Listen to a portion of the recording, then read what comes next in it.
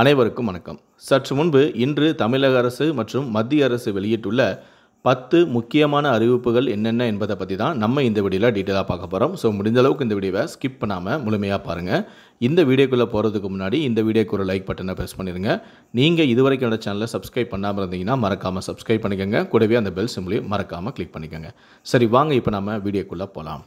முதல் அறிவிப்பு: வருமான வரி விலக்கு உச்சவரம்பானது 12 லட்சமாக அதிகரிப்பு. தனிநபர் வருமான வரி விலக்கு உச்சவரம்பானது 7 லட்சத்திலிருந்து 12 லட்சமாக உயர்த்தப்பட்டுள்ளது. 12 லட்சம் வரையிலான ஆண்டு வருமானத்திற்கு வரி செலுத்த தேவையில்லை. மூத்த குடிமக்களுக்கு 50,000 ரூபாய் வரை வரி பிடித்தம் கிடையாது. வீட்டு வாடகைக்கான டிடிஎஸ் பிடித்ததற்கான வருடாந்திர வரம்பானது 2.4 லட்சத்திலிருந்து 6 லட்சமாக உயர்த்தப்பட்டுள்ளது. இதுபோன்று மொத்தம் 25 முக்கியமான அறிவிப்புகளை இன்று மத்திய பட்ஜெட் தாக்கல் செய்யும் போது நிதி மந்திரியான நிர்மலா சீதாராமன் அறிவிப்பு ஒன்றை கூறியிருக்கிறார். இந்த 25 அறிவிப்புகள் என்னென்ன அப்படிங்கிறத பற்றி நான் தனியாகவே ஒரு வீடியோ போட்டிருக்கேன். ஸோ இந்த வீடியோ பார்த்துட்டு மறக்காமல் அந்த வீடியோவையும் பாருங்கள். சரி, இரண்டாவது அறிவிப்பு: ஆதார் விவரங்களை தனியார் நிறுவனம் பயன்படுத்த அனுமதி அளிக்கும் வகையில் விதிமுறைகள் திருத்தம் செய்யப்பட்டுள்ளது.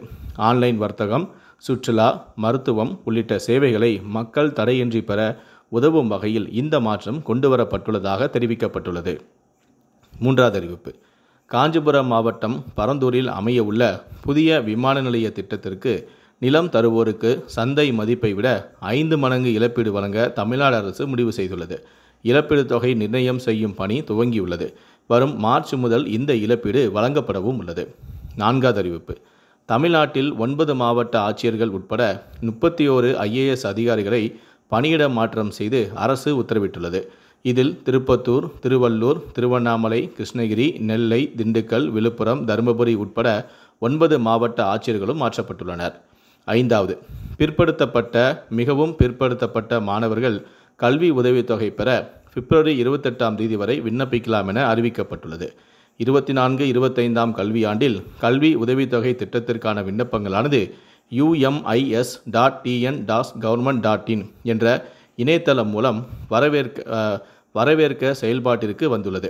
மேலும் கல்வி உதவித்தொகை தொடர்பான சந்தேகங்களுக்கு அந்தந்த மாவட்ட ஆட்சியர் அலுவலக வளாகத்தில் உள்ள மாவட்ட பிற்படுத்தோர் மற்றும் சிறுபான்மையினர் நல அலுவலரை அலுவலக நேரங்களில் அணுகி தொடர்பு கொள்ளலாம் எனவும் இவ்வாறு அதில் குறிப்பிடப்பட்டுள்ளது.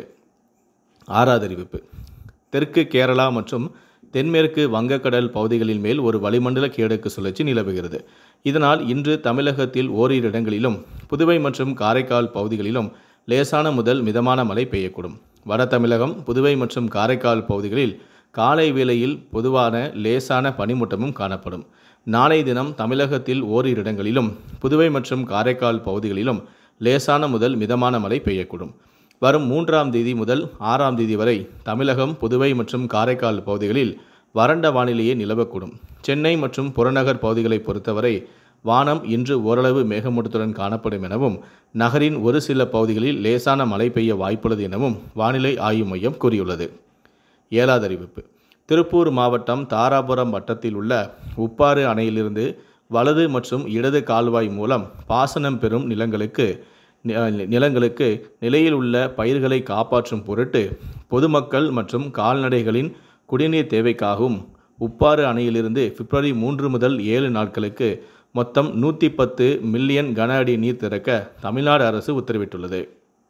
எட்டாவது அறிவிப்பு: 7,132 கோடி ரூபாய் மதிப்புள்ள 7,400 ஏக்கர் கோவில் நிலங்கள் ஆக்கிரமிப்புகளிலிருந்து மீட்கப்பட்டுள்ளன என இந்து சமய மற்றும் அறநிலைத்துறை அமைச்சரான சேகர்பாபு தகவல் ஒன்றை தெரிவித்திருக்கிறார். ஒன்பதாவது அறிவிப்பு: அனைத்து கிராம அண்ணா மறுமலர்ச்சி திட்டத்திற்கு 62 கோடியை விடுத்து தமிழ்நாடு அரசு அரசாணையை வெளியிட்டுள்ளது. அண்ணா மறுமலர்ச்சி திட்டத்தில் தார் சாலை, குளங்கள் சீரமைப்பு, குடிநீர், தெருவிளக்கு உள்ளிட்ட பணிகள் செய்யப்பட்டது. 10வது அறிவிப்பு மற்றும் கடைசி அறிவிப்பு: தொழில் முனைவோர் மேம்பாடு மற்றும் கண்டுபிடிப்பு நிறுவனம் சார்பில் மின்னணு வர்த்தகம் என்ற தலைப்பில் வரும் 6ஆம் தேதி முதல் 8ஆம் தேதி வரை 3 நாட்கள் பயிற்சி வகுப்புகள் நடத்தப்படும் என்று தமிழ்நாடு அரசு தெரிவித்துள்ளது. இந்த 10 அறிவிப்புகளை பற்றிய உங்களுடைய கருத்துக்கள் என்ன அப்படிங்கிறத கீழே இருக்கக்கூடிய கமெண்ட் செக்ஷனில் மறக்காமல் சொல்லுங்கள். முடிந்த அளவுக்கு இந்த வீடியோவை மற்றவங்களுக்கும் ஷேர் பண்ணுங்கள். மேலும் இது போன்ற பல வீடியோக்களை பார்க்கணும் அப்படின்னு நினச்சிங்கன்னா மறக்காமல் சேனலை சப்ஸ்கிரைப் பண்ணுங்கள். நன்றி, வணக்கம்.